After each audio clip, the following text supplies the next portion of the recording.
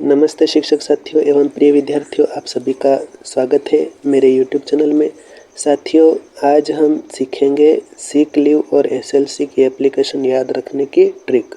तो क्या है ट्रिक, वीडियो के अंत तक ज़रूर बने रहिए और यदि इस चैनल पर आप नए हैं तो प्लीज़ चैनल को सब्सक्राइब ज़रूर कर लीजिए। तो आइए हम शुरू करते हैं। साथियों, जैसा कि आप देख रहे हैं यहाँ पर प्रश्न लिखा हुआ है, write an application to the headmaster of your school for sick leave. तो इस प्रश्न का अर्थ है, बीमारी की छुट्टी के लिए अपनी शाला के प्रधानाध्यापक को एक प्रार्थना पत्र लिखिए। तो अब हमें इसको याद करने की ट्रिक देखना है, तो वो ट्रिक मैं आपको बताने वाला हूँ। तो वीडियो को स्किप न कीजिएगा, अंत तक देखिए। तो यहाँ पर आप देख रहे हैं प्रश्न में यहाँ पर 2 लिखा है, तो इस 2 को लिख लेना है आपको पहली पंक्ति में सबसे ऊपर। उसके बाद प्रश्न में आगे लिखा है 2 के बाद द हेडमास्टर, तो द हेडमास्टर आपको 2 के नीचे लिख लेना है, द हेडमास्टर। इसके बाद लिखा है प्रश्न में ही योर स्कूल, योर स्कूल लिखा है, मतलब आपको अपने स्कूल का नाम लिखना है यहाँ पर। तो स्कूल का नाम जब भी आप लिखें तो आपको पूरा स्पेलिंग लिखते नहीं आ रही है तो आप डॉट डॉट करके शॉर्टकट में भी लिख सकते हैं। और उसके बाद में यहाँ पर आपको पता लिखना है, जैसे इंदौर हो तो इंदौर और कोष्टक में एमपी। जो भी आपका स्थान है, जहाँ पर भी आपकी स्कूल है, उसका आपको पता लिखना है और एमपी लिख देना है कोष्टक में। यूपी के हो तो यूपी लिखना है, जिस भी प्रदेश के आप है वो लिख देना है। उसके बाद सब्जेक्ट, सब्जेक्ट में हम लिखेंगे, सब्जेक्ट में हमें क्या लिखना है, तो ये भी हमें प्रश्न में से मिल जाएगा। सब्जेक्ट में हम यहाँ से उठाएंगे एन एप्लीकेशन, एन एप्लीकेशन हम यहाँ लिख देंगे। उसके बाद फॉर सिक लीव, ये लास्ट में दे रखा है प्रश्न में, तो फॉर सिक लीव हमें यहाँ लिख देना है। तो यहाँ से यहाँ तक अर्थात 2 से लीव तक तो हमें सारा प्रश्न में ही मिल गया। अब इसके बाद आगे हम कैसे याद रखेंगे उसकी भी ट्रिक देखिए। तो यहाँ पर आपको रेस्पेक्टेड सर लिखना है, या सर भी लिख दें तो भी कोई बात नहीं। रेस्पेक्टेड की स्पेलिंग नहीं आए तो आप केवल सर लिख सकते हैं। फिर यहाँ से यहाँ तक आपको कैसे याद रखना है उसकी ट्रिक देखिए, वो हम गा कर याद कर रखेंगे। तो किस प्रकार से आपको याद रखना है वो देखिए। तो यहाँ तक हम बोलेंगे, I beg to say that aha aha, I am ill so aha aha, I can't come to school aha aha, kindly grant me leave for 3 days वाह वाह वाह वाह। तो अब हम इसको अच्छे से गाते हैं। तो किस प्रकार से गाना है, I beg to say that aha aha, I am ill so aha aha, I can't come to school aha aha, kindly grant me leave for 3 days वाह वाह वाह वाह। तो इस प्रकार से आप बच्चों को बताइए तो वो अच्छे से गा के इसको जल्दी से जल्दी सीख लेंगे। और बच्चे भी यदि इस वीडियो को देख रहे हैं तो वो भी इस प्रकार से गा गा कर इस एप्लीकेशन को जल्दी से जल्दी याद कर लेंगे। अब अगली एप्लीकेशन देखिए, ये है कैरेक्टर सर्टिफिकेट की। आखिरी में लिखा है कैरेक्टर सर्टिफिकेट, मतलब चरित्र प्रमाण पत्र।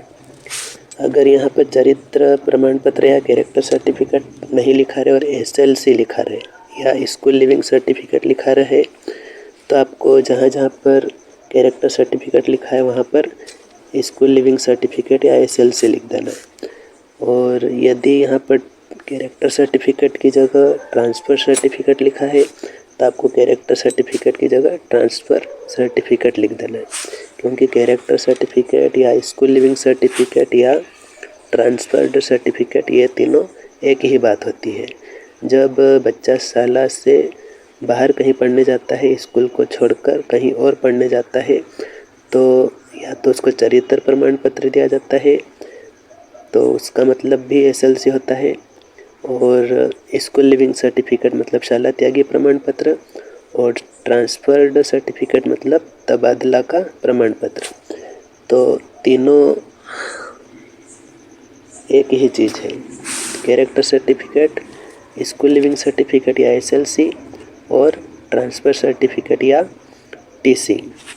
तो आपको ये 3 बताए हैं, तो आपको उनके स्थान पर वो लिख देना है। साथियों यहाँ पर आपको 2 दिखाई दे रहा है प्रश्न में, तो आप सबसे पहले 2 लिख देंगे। उसके बाद यूअर हेड मास्टर लिखा है, तो यहाँ पर लिख देंगे द हेड मास्टर। उसके बाद यहाँ पर आपको स्कूल का नाम लिखना है और यहाँ पर पता लिखकर एमपी लिख देना है। उसके बाद सब्जेक्ट में हम क्या लिखेंगे, तो सब्जेक्ट में एन एप्लीकेशन, ये प्रश्न में से देख कर लिख दिया। और लास्ट में है to issue certificate, character certificate या फॉर कैरेक्टर सर्टिफिकेट। तो इस प्रकार से आपको सब्जेक्ट लिख देना है। अब इसके बाद है सर। अब ये क्या है, यहाँ से यहाँ तक हम याद करेंगे। I beg to say that my father has been transferred to Bhopal, so I will study there. Kindly issue me my school character certificate.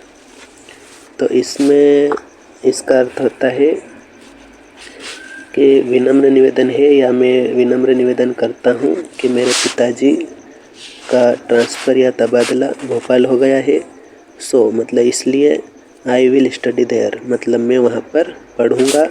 Kindly issue me my school living certificate या स्कूल कैरेक्टर सर्टिफिकेट, इस प्रकार से आपको लिखना है। तो अब ये तो हमने पढ़ लिया, अब इसको याद रखने का तरीका देखिए।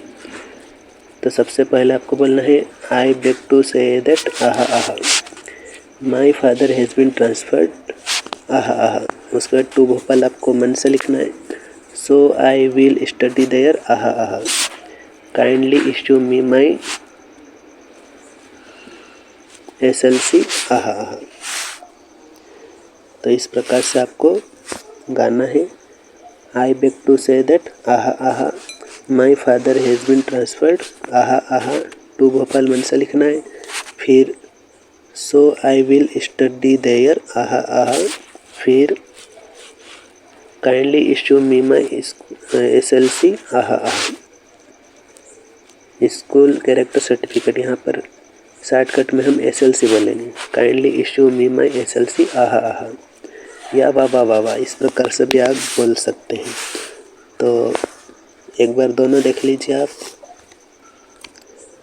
सबसे पहले यहाँ I beg to say that aha aha, I am ill so aha aha, I can't come to school aha aha, kindly grant me leave for 3 days वाह वाह वाह वाह।